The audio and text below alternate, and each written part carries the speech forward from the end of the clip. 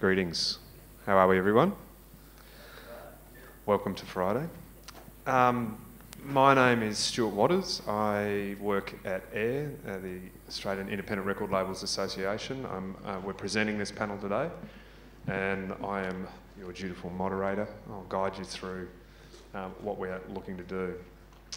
This panel is about dissecting a strategy around a breakthrough release. So I think there are some principles at play in terms of any kind of album release that need to be employed when you are preparing yourself, when you are looking at your timelines, you're looking at your plans, you're looking at your market, and that can be the same across a whole range of genres. So what I wanted to do was look at a really solid breakthrough release, and for that we've chosen to work with We Are Unified and In Heart's Wake for their release, Earthwalker. To kick off though, I just want to quickly run through who everyone is. I'm going to ask you to state your name and your role within this process, and then we're going to throw to a little video starting on my right. Hey guys, my name's Narayan Wallace. I'm an artist manager. Currently work with In Heart's Wake, North Lane, These Nuts and Stories. I'm Jake Taylor, the vocalist of In Heart's Wake. I produce some of the videos and write lyrics, and sitting on stage is something I've never done before. My name's Luke Logerman, so I'm the head of recorded music at Unified. I'm also the artist manager for In Heart's Wake, and I signed the band, so I'm the A&R, I guess, as well. I'm Maya. I'm a label manager at Unified. For this campaign, I guess I was responsible for marketing, creative direction, and the carbon neutral partnership. And publicity. Thanks, Luke. I'm Aaron Smith. I'm the digital marketing coordinator at UNFD, and I guess for this campaign I spent most of the time implementing online everything that the team came up with to make sure everything was running smoothly, and pretty much everything online. That's about it. Great, thank you very much. And can we just throw to the clip, if that's okay?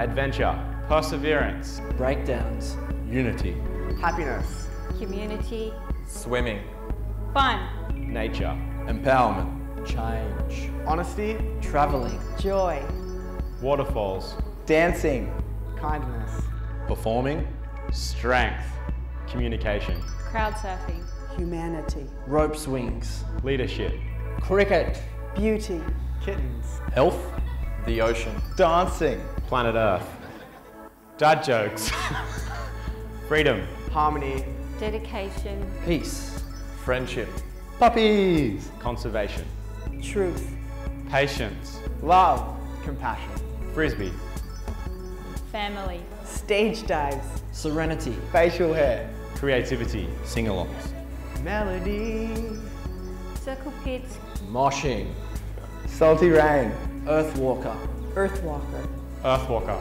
Earthwalker, Earthwalker, Earthwalker, Earthwalker, Earthwalker, Earthwalker.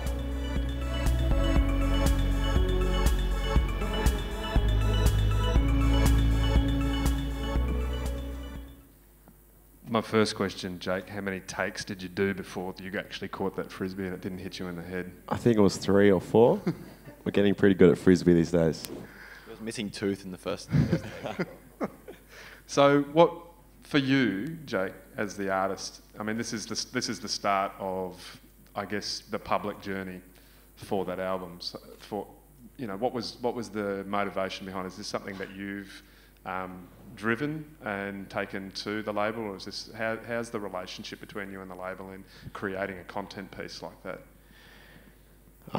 Yeah, this team's very, very helpful with taking an idea and bringing it to life. So 100%, it's, it works as an organism from start to finish. With the record Earthwalker, or to start a bit about the band, if that's cool. So we're from Byron Bay, as you guys can see, and we come from a small little regional town that many of you guys probably would see as a holiday destination. And we've got national parks, beaches, oceans, waterfalls, lots of things that we've grown up with. And through our touring journey, coming to Melbourne, Sydney, Brisbane, Adelaide, Perth, and the cities around the world, we've come to realise how much, how good we feel when we get to go out to these natural places. So it's really created quite a contrast for the band. So when it came time to write this record, I actually met with a local resident in the Byron Shire who happens to be the director and founder of Organic India. And Organic India is a company that creates tea and lots of natural products. And what he taught me was, or what he showed me was this business platform of what he called as oneness. And that was a system where business to product to consumer to the earth, it's all in one, so everyone wins.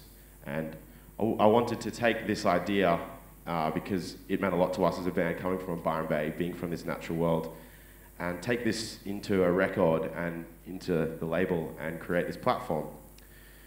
So yeah, that's what we've done with Earthwalker. And I think Narayan can probably explain a little bit about how it began. Yeah, sure. So it's been great sort of transferring that sincerity and that notion over that Jake was just explaining over to working into an actual campaign. It first sort of came about in towards the end of 2013. The band had just sort of finished up the cycle of their first record, and we got to the point where the guys wanted to release some more material, and we kind of together decided that they would release another single, and then rather just doing it sort of conventionally, the guys, we had lots of talks about how we could get the single out there, and we came up with the idea of just offering up the single and having fans and friends pay what they want for the single, and in return the band would then use the funds to raise money and actually redeposit those funds entirely back into community organisations around the world. So you've got this notion of crowdfunding, but it's an entirely different concept. Rather than just taking the money and depositing it back into the band, you're really taking it and sending a message out there to your audience. So immediately there's more than the music, there's more than the song. You, as an audience, you're engaging with the band, you're getting the song, but there's really much more than that in terms of the relationship. And I think really just the sincerity of it all and how genuine the band was really kicked it off, and that sort of put everything in motion from there. I'll just jump in. So yeah, what we've tried to do is to give back to the community. And being from Byron Bay, it's a very tightly knit, hardcore community. We love the locals, and we really want to, to share that sincerity, like Naz said, on a larger scale. So with Earthwalker, the broader concept is, it's essentially a feminine concept of divine feminine, which is very strange for screaming and hardcore, as people probably think. But yeah, it's about Mother Nature and bringing the Earthwalker femininity to life. So we've got two managers here, okay? So you're part of the management team and you're part of the management team. You guys got together obviously really early to have this discussion. You're based in Byron as well.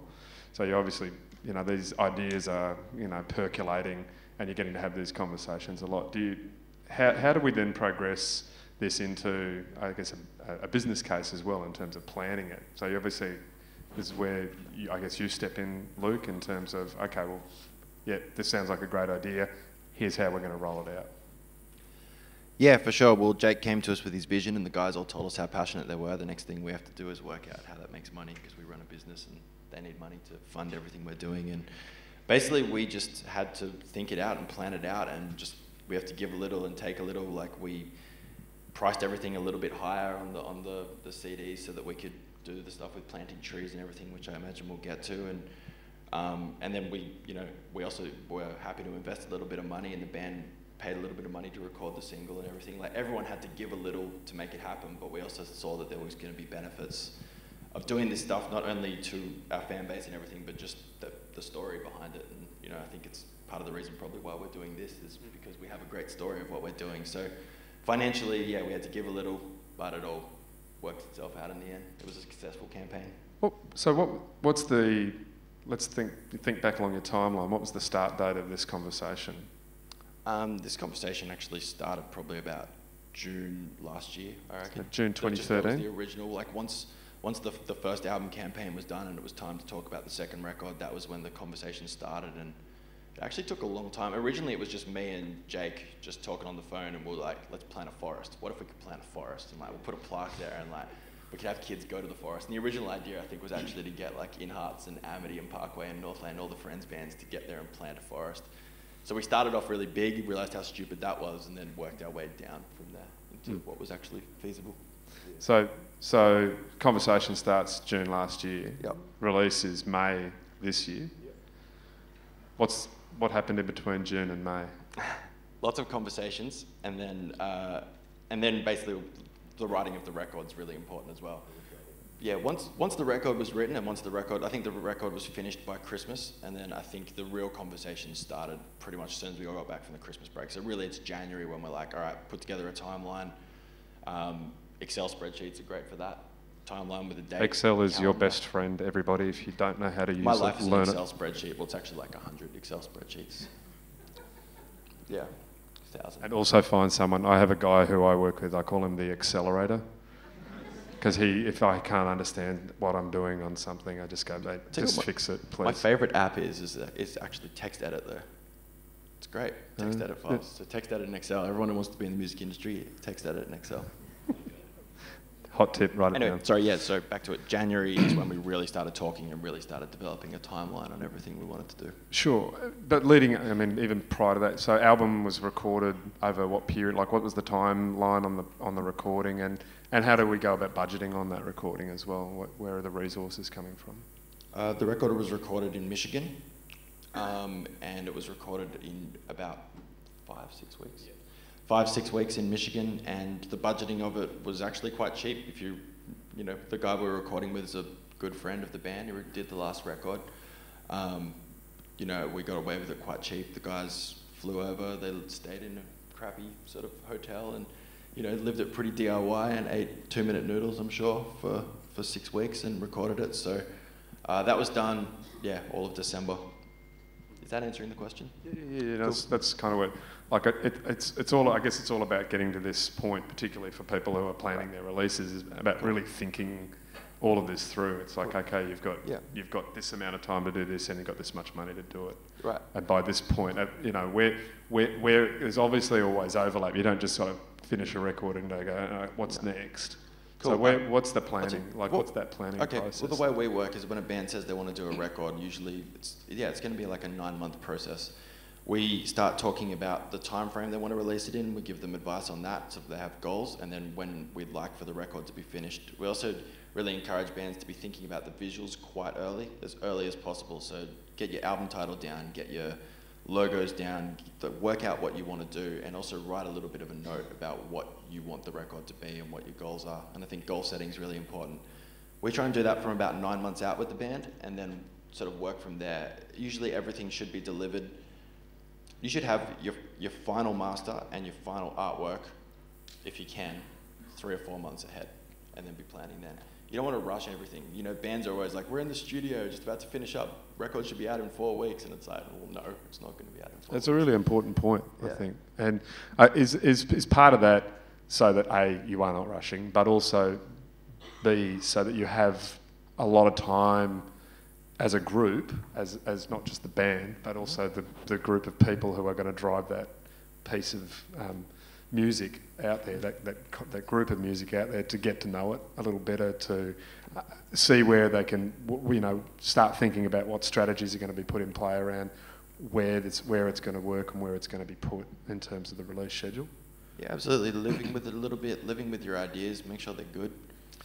Living with the artwork a little bit as well. Yep. Working out what your singles are going to be and the order you want to release them. Like one song that you might like at first, play it to a few people and see whether that's actually the song that you want presented first to everybody and what your timeline is.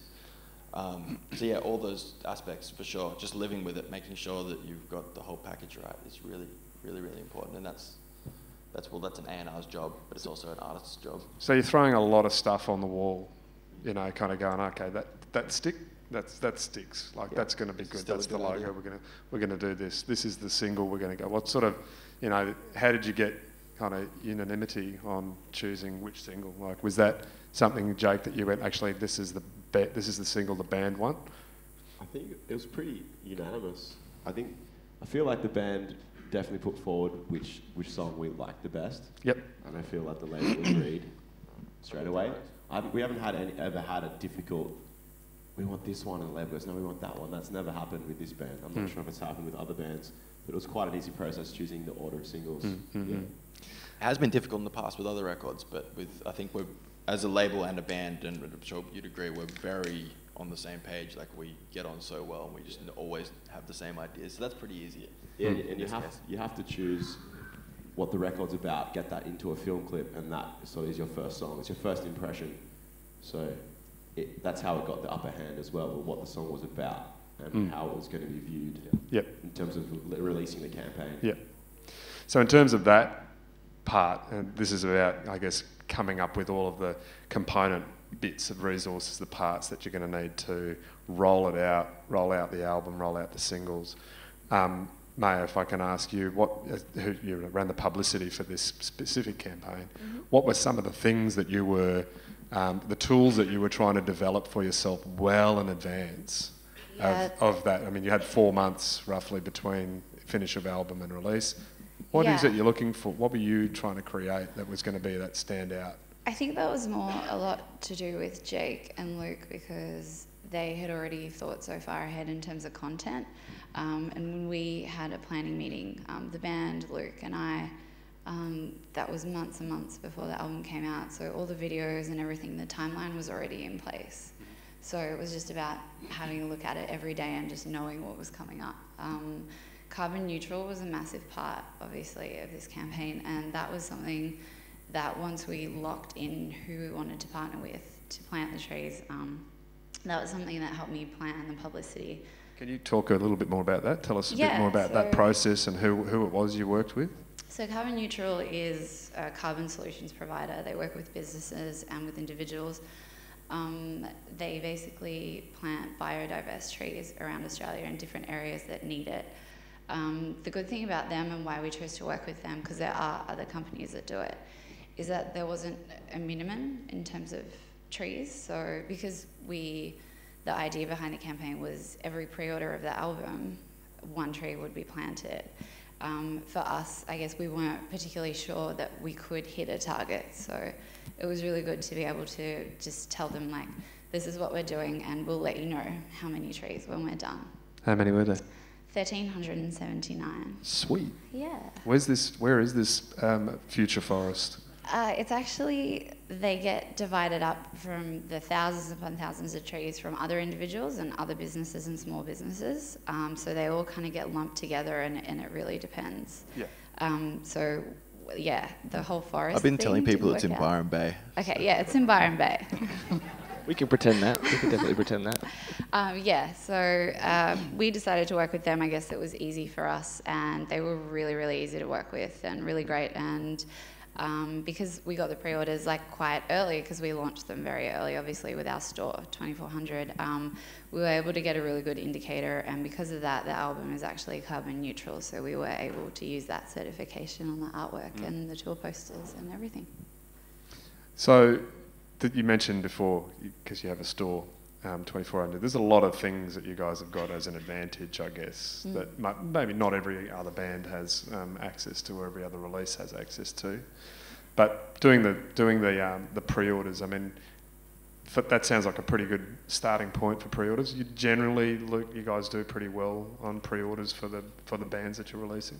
Yeah, I mean, D2C, which is direct-to-consumer sales, now make up such a huge portion of our label's business. I think in the last quarter it was even something like 40% or something. Like we're really conscious of it. Our store 2400 basically ships now 7 days a week, and we do how many orders a week do we do? 8,000 or something. Yeah, we do 8,000 orders a week. So yeah, we've got that advantage. Pre-orders are now just such a huge part of our band's charting and our band's success. Plus, they all make more money than they do putting the record in, digitally or in JB or anything. You got any tips to recommend, I guess, for other, self-releasing artists or people who are going through a campaign on how to facilitate a direct-to-consumer pre-order setup? Hit up me, and we can put it up on our there store. You go. We can do it for you. So you're doing that outside of your own catalogues, of course, and you're doing doing it for everyone yep. now. We're doing it for Warner and most companies. Whoever. All the smart companies will do it through us. So. Yeah. Take note. Now the game was. Who shall we get to talk to about the online game? Aaron can take that one away. We just sort of, I guess, as Maya said, the band planned. Yeah, no, I'm getting there.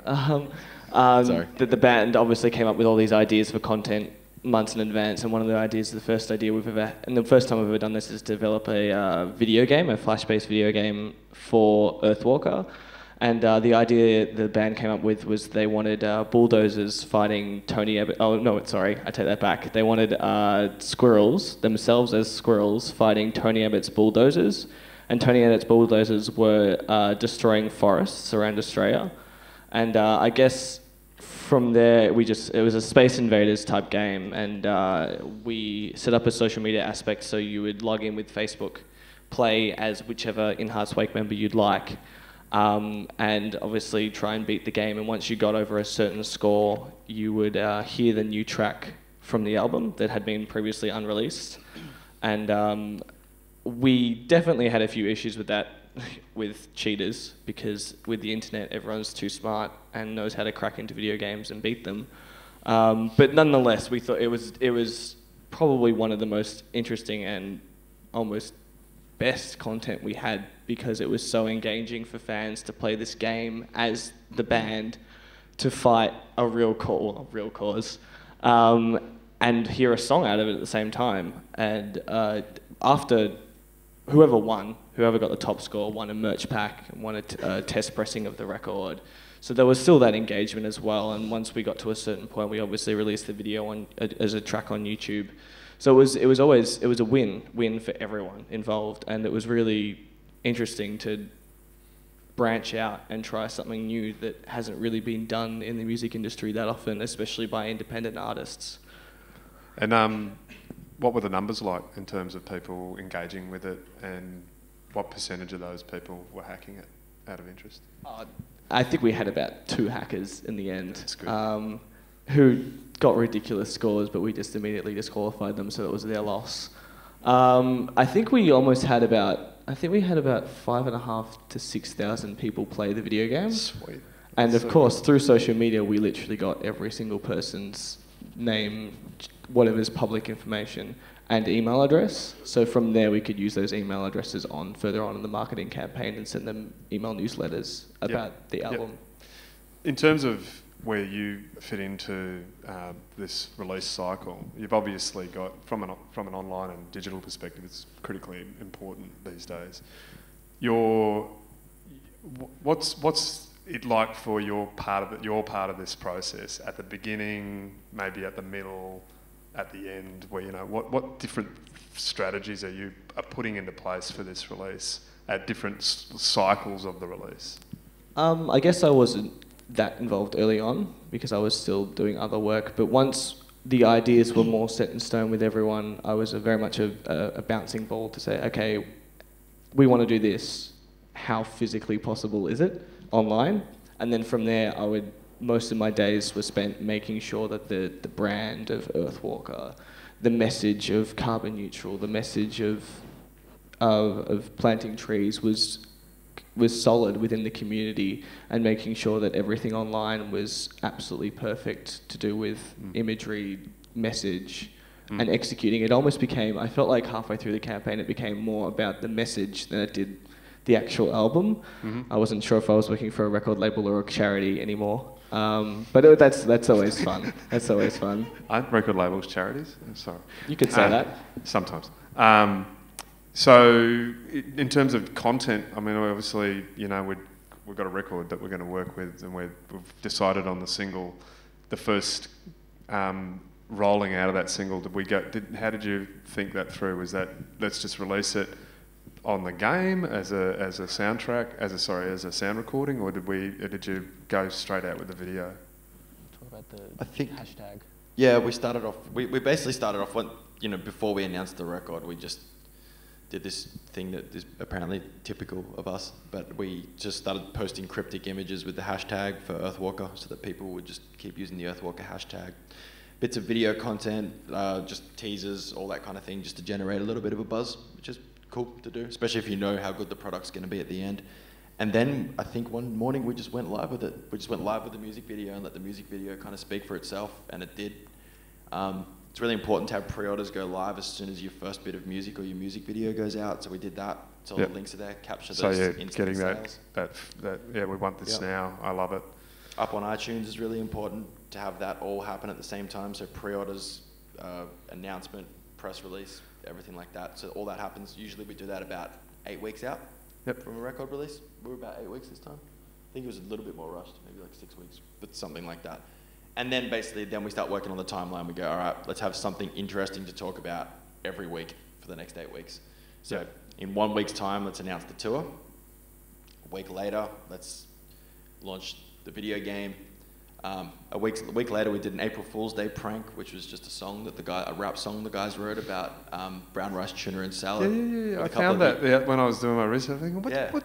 This is a bit off-brand. It was interesting because I actually brought the band. I serviced it to Richard Kingsmill at Triple J, and he didn't give us an ad.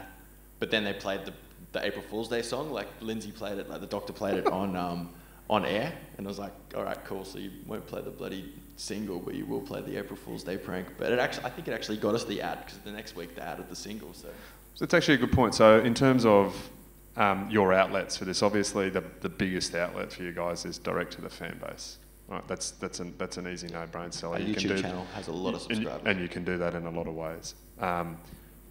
What other outlets do you have that for this kind of release that you can and can't use in terms of, you know, physical media, digital media, and terrestrial radio, TV? Like, which bits don't work at all and which bits work really well? We do things pretty cheap. The way we market, because we've got such good socials and such a good database of people that we can reach out to, and so it's pretty cheap. But there's certain things we do, like we have the back cover of Blunt magazine booked out for the next 50 years. Page 3 of Hysteria magazine booked out forever. Like all the key magazines, the key websites, Bombshell Zine and all that kind of thing, we just lock it up for the whole year, because those are the outlets that support this kind of music the most, and we want to make sure we keep them in business. So we've always got those.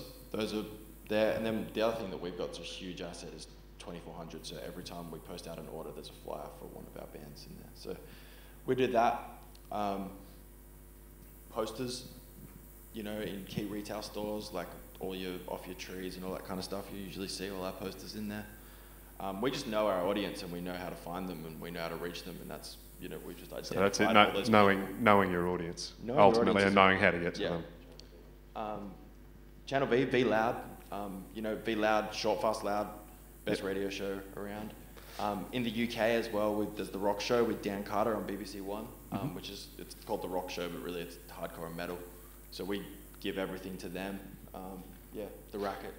You know, we just got our places, and we know our audience, and all those outlets are the ones that we really focus on, that we really care about. And You referred to the single and music video and how you just bang landed that out, and that was a trigger. So I might just actually throw to the music video, and then we'll talk a little bit about that. It is interesting to note as we go in to watch it that Jake is the brains behind the video and pulled the whole thing together, which I think is another good creative outlet for you to have a look at and think about. While you're watching it, think about the load-in on the band performance. Think about how they had to load all their gear in.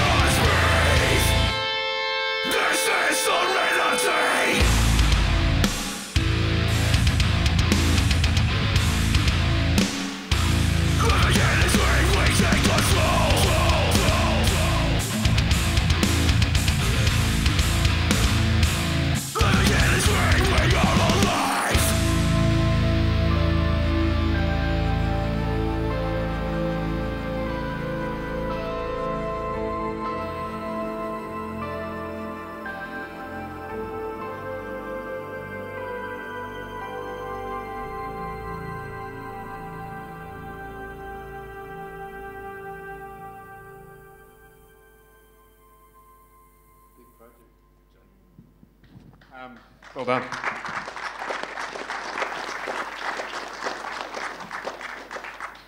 Obviously, that was a huge part of the campaign. Like, you're going, right, we're gonna go out with this song, we're gonna make a big clip for it, and it's gonna be the first gift, really, to your audience. How long did it take you from start to end just on that little piece? So, alright, so we finished the tour in January, I believe this year, and got back from tour, I think it was January 31st. Spoke to Lucal, and Lucal said, Jake, we're going to release this a lot earlier than we anticipate in terms of getting this kit ready. So I think I had 10 days. It just, all of a sudden, we just looked at our window. Was it? I said sorry. Yeah, that's right. So the window just became a lot sooner than we all thought. So I had 10 days. So I sat there, I think it was the last day of tour when I found out, and I wrote the story. And I sent it to my friend who I went to school with, who happened to direct the clip. And we worked on a few little points. And then I thought, all right, we've got 10 days to pull this together. Who's going to be in the clip? That's like the most important thing, to sell a clip. The person in the clip, you need to believe. Now that girl, she's not an actor at all. She happens to be an old romantic interest and our best friend. And the song was actually written about a place that she took me to, that she's in that clip, where she walks into the cliff. And so I thought, all right, I'm going to call Sophie. I'm going to give her a call. She pretty much is Mother Nature. She's permaculture guru. So I gave her a call, and Sophie said, yep, I'll do this because I believe in your vision. And so we flew her up, and within a week, we spent a whole week in my backyard, me and the guitarist, and with my parents actually, and we had nets. I was that crazy to pull off that butterfly scene. I caught 3 butterflies. I was like running out in a cow field. My dad caught a snake in the backyard, caught spiders, huntsmans, anything we could find that would bring this Mother Nature scene to life at the start. So yeah, we got all that, and we had about, I don't know how much the budget, what it looks like, how much that cost, but it was around 9,000, I believe, we had to spend, which isn't a lot of money when you're hiring someone to fly a drone, helicopter, costumes. Yeah, I noticed that you had the drone so thing going on. There was a lot to, so I produced the clip and pulled that together, and it was quite a process, definitely. And one of the greatest stories was where we played underneath that waterfall. It happens to be like about a 2-kilometre walk. It follows like the edge of the cliff, and it comes back around along the river until you're underneath the waterfall.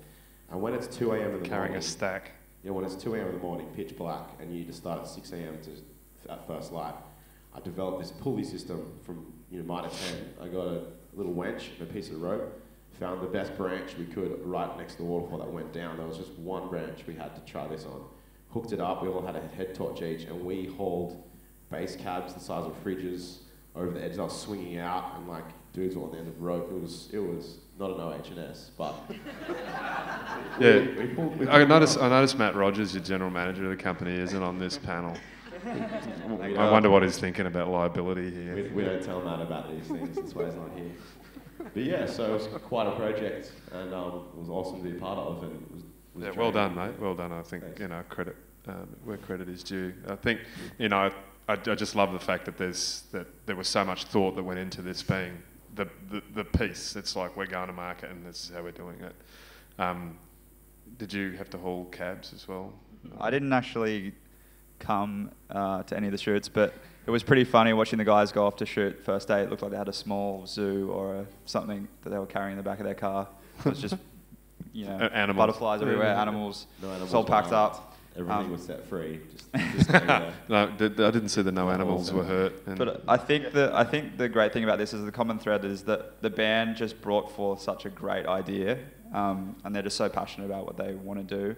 And I think we've talked about it a few times already, but they just brought forward a building block, and the team from that were able to just really kill it, absolutely, like just kill the campaign entirely. And as Luke said, that you've got the audience already there inbuilt. Luke has the channels, and Maya has the channels, and Aaron has the channels to get everything out to who it needs to get out to. And Jake and the band just brought forward this amazing idea and the platform to do that. And yeah, so Maya, what were some of the very successful points of the campaign? Like, what can you kind of go, yeah, we nailed that, and that was bang on? I think in terms of the marketing and advertising, as Luke said, we're pretty set in what we do. So the visuals and stuff were really incredible, and Jake worked really hard with a studio called Debaser, and I also helped out a little bit just to really nail the visuals. I think that was probably the most important part. And then from then on, I think in terms of publicity. When you say the visuals, you're referring the to all of cover the art, creatives, yeah? Yeah, Yep. everything like that. Jake and I actually spent 2 whole days on the sticker on the front of the CD because it was the logo and it was a tree symbol that we wanted to use for everything that then Aaron used all over the socials and everything. So it was just things like that took a lot of time, but I think we did really well. One of the questions that I had when I was doing the prelim on this to you guys was the building blocks, and so what are the building? I mean, you've taken some really great elements now for this release. With that logo in particular, is that something that is just for this release? Are you carrying that through, moving forward? Is it? I think that general idea might be carried forward, but We just made necklaces. yeah, that's true. We used it everywhere: tour marketing, merchandise. Well, yeah, and we're still using it constantly. So that was something that I thought was a success in terms of this campaign for sure. I think, as Aaron was saying, it was kind of almost seemingly like a charity after a while, and that logo has become synonymous with, like, it's more than just the band, it's the movement almost. I don't know if that's the correct term, but yeah. People have it tattooed on them. It's mind-blowing to see, but yeah, it's more of a movement, so to speak. How many spins did your clip get on YouTube? That one in particular. I think it's 480,000. But there's a second upload on the US label record channel as well, so probably all up like, I don't know, probably like 600,000 or something like that. Probably about 600,000. Yeah. On the 600 and about the 400 or 450 and then total 600. It's a lot. 150 on the other That's one. good. That's good for a little indie band. I don't want to, it's all very positive, but I just want to ask a couple of questions around what didn't work. What did you go, yeah, we're going to do this, and you just went, nah, that didn't work. Was there anything? I was hoping we'd get an ARIA nomination, but we didn't.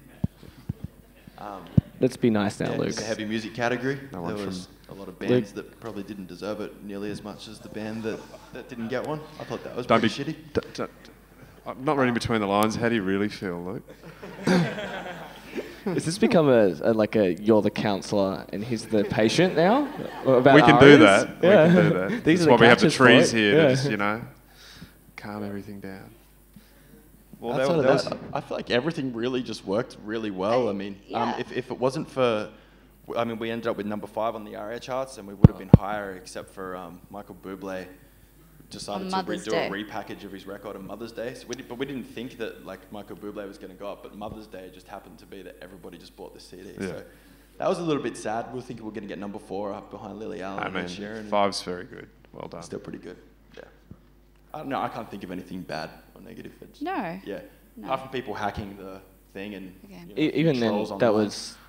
it's the fact that they actually spent the time and effort to hack a game just to hear a song was pretty amazing. Yeah. What we haven't quickly done, we haven't got much time left, but you also did the tour. I mean, there's still parts of that tour still currently still touring the album. Released in May. How long did you tour after that, and when was what was the difference between release date and start of tour for that album? Hello.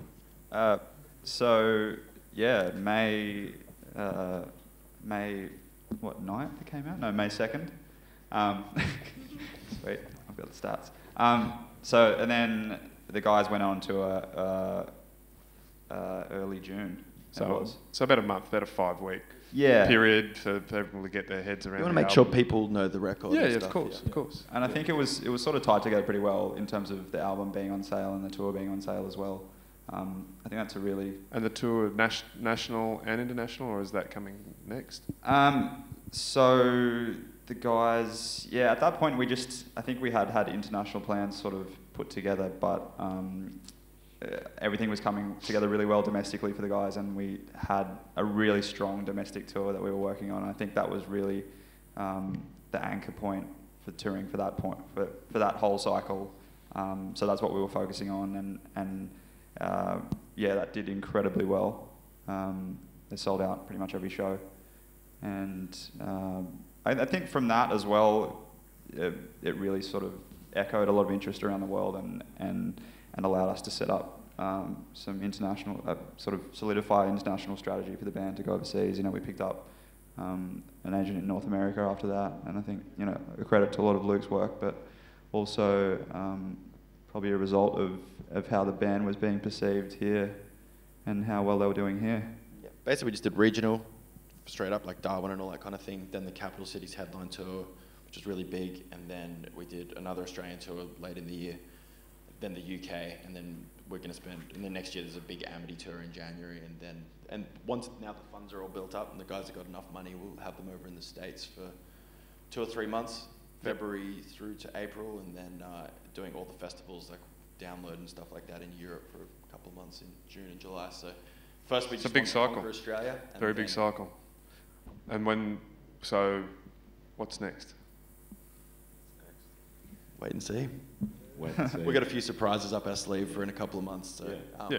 we'll start teasing you all on that soon. So I think the message I want everyone to take away from this is, we talked about June last year when this started, and where you've taken me right through to June next year so far in terms of where you're planning, and probably even further.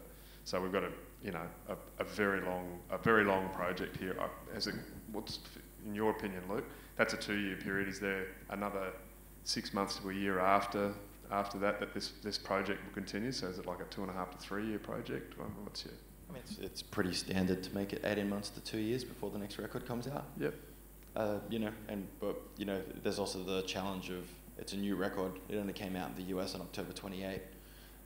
It was up digitally over there, but it came out physically in a big sort of focused release date on October 28th. So it's a new record for them. So you've got to balance like new content for Australia versus it being new in the UK and North America. So it's probably, it's like an 18-month to 2 years thinking ahead. I mean, I'm already thinking about venues for January 2016 in a tour that concept that we're kind of pitching at the moment. So it's good to be thinking that far ahead. You can't always do that though. If you're not a band that's going to be headlining, you're relying on getting support. So it's pretty hard to plan ahead on support. So at least if you're thinking, 6 to 9 months ahead, or if you have a basic idea of where you want to be by this point and that point, that's a really good way to be thinking. 6 to 9 months. It's a good strategy, I think. We have a few minutes left, and I thought I might just start going to questions. We've got roving mic over here.